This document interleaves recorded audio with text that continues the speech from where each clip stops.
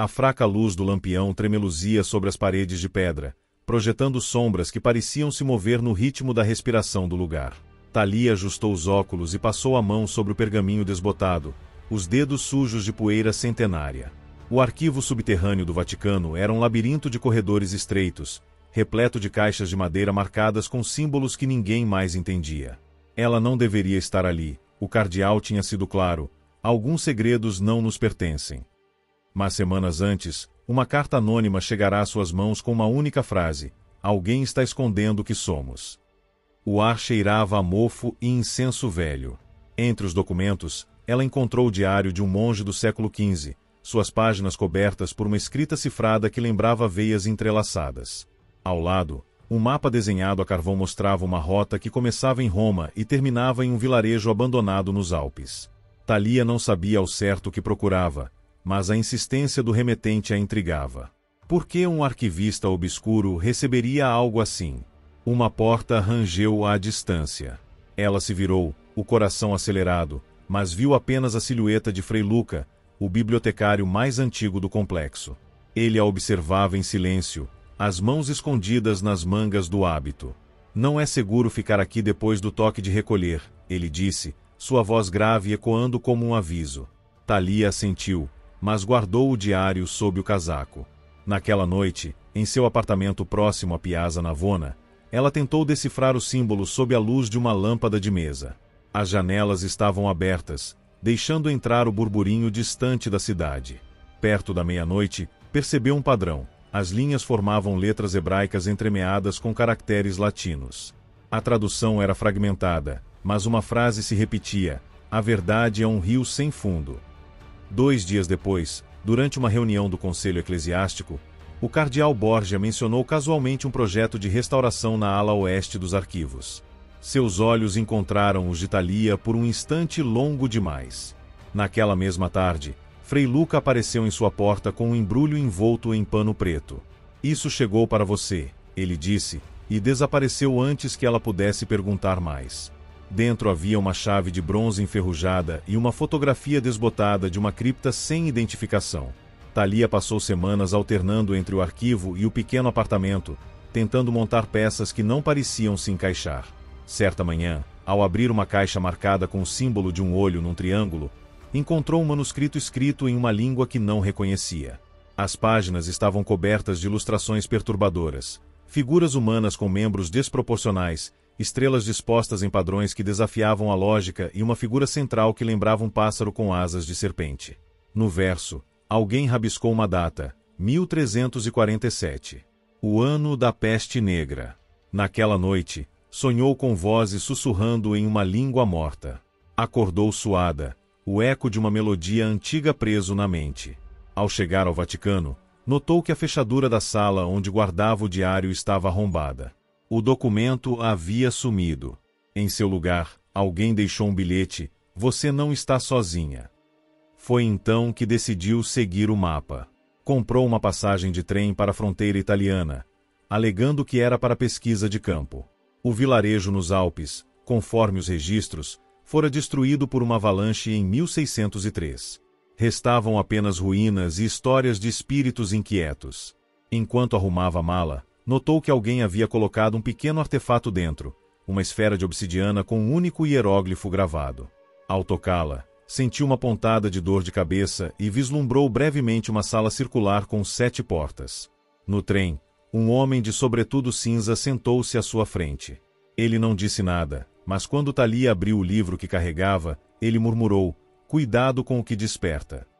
Seu rosto estava escondido sob a aba do chapéu, mas ela reconheceu a voz. Era Frei Luca. Antes que pudesse perguntar algo, ele se levantou e desapareceu entre os vagões. Ao chegar ao vilarejo, a neve caía, apagando densamente as trilhas. As ruínas da igreja se erguiam como dentes quebrados contra o céu cinzento. No centro do que um dia fora o altar, Thalia encontrou uma pedra com o mesmo símbolo do olho triangular. Ao pressioná-la, parte do chão deslizou, revelando uma escada íngreme. O ar que subia era úmido e cheirava a metal. No fim da escada, havia uma câmara circular iluminada por tochas que se acenderam sozinhas quando ela entrou. Nas paredes, Centenas de placas de metal exibiam os mesmos símbolos dos manuscritos. No centro, sobre um pedestal de pedra, estava o objeto de seu sonho, uma esfera idêntica à que ela carregava, mas feita de ouro. Ao tocá-la, as paredes começaram a girar, projetando sombras que contavam uma história em movimento.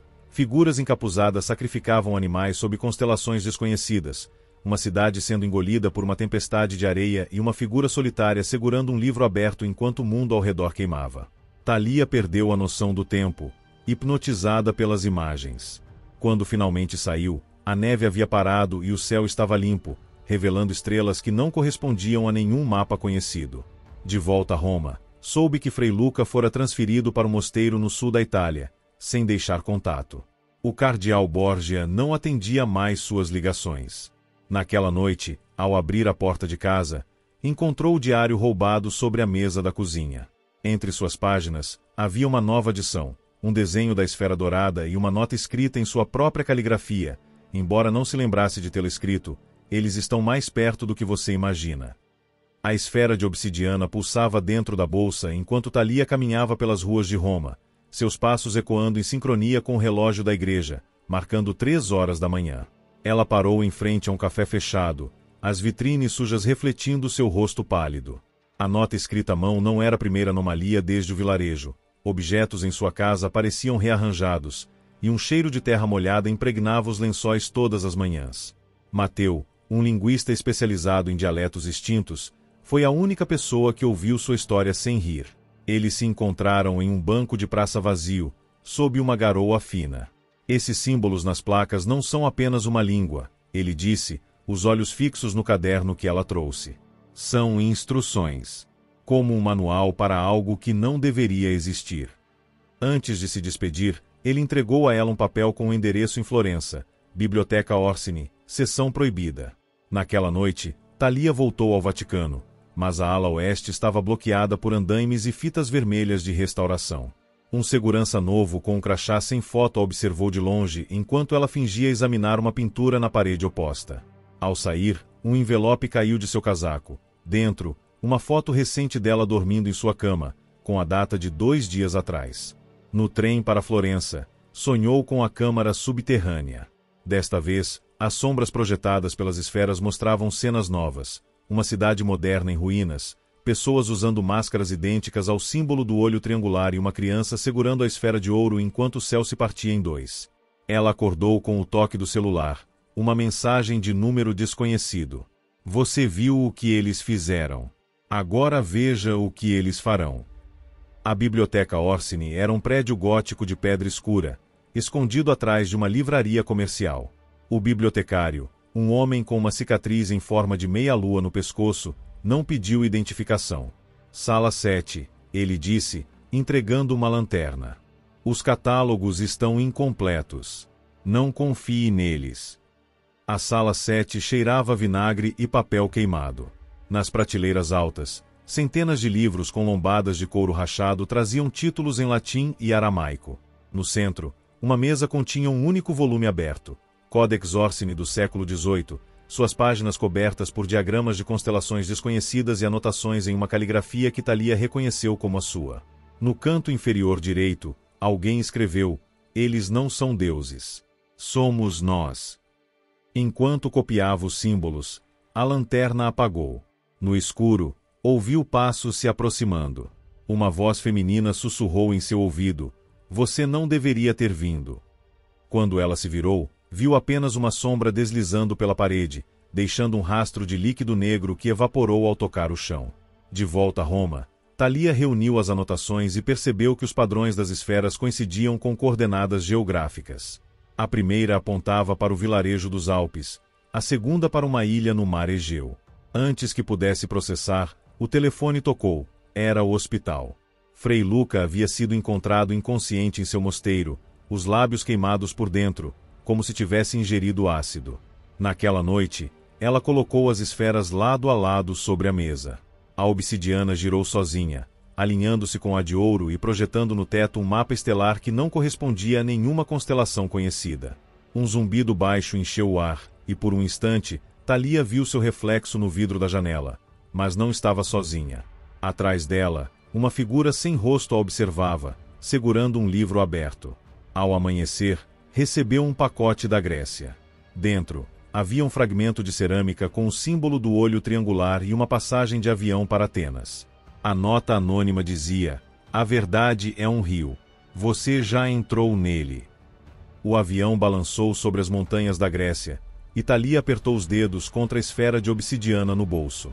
A ilha de Dis, conforme o mapa projetado pelas esferas, era pouco mais que um ponto no mar Egeu, ignorada pelos guias turísticos. Ao desembarcar, um homem de chapéu de palha a esperava, segurando uma placa com seu nome escrito em grego.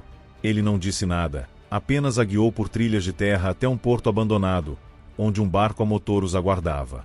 Thalia hesitou por um instante antes de embarcar, olhando para o horizonte cinzento onde o mar e o céu se encontravam em uma linha indistinta.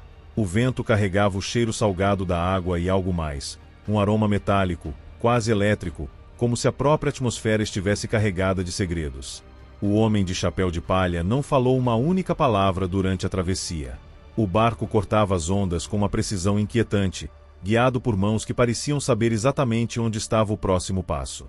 Ao longe, a silhueta da ilha de Dis emergia como uma sombra entre névoas, suas rochas escuras cobertas por colunas quebradas e ruínas que desafiavam a lógica do tempo. Ao pôr os pés na areia fria da ilha, Thalia sentiu a esfera de obsidiana pulsar contra seu peito, como se respondesse à presença de algo enterrado ali. O homem indicou com um gesto vago uma trilha que subia em direção ao interior da ilha e, sem esperar, retornou ao barco. Ela seguiu sozinha, os passos abafados pela brisa constante. Em pouco tempo, chegou a uma clareira cercada por pedras dispostas em círculo, cada uma delas marcada com o símbolo do olho triangular. No centro, uma laje de mármore negro estava parcialmente enterrada, com uma fenda que brilhava levemente. Thalia aproximou-se, coração acelerado, e tocou a superfície fria. Um zumbido grave ecoou, e o chão tremeu. A laje se abriu como uma porta adormecida há séculos, revelando uma escadaria que descia às profundezas da ilha. Sem pensar duas vezes, ela desceu, determinada a encontrar o fim do rio sem fundo.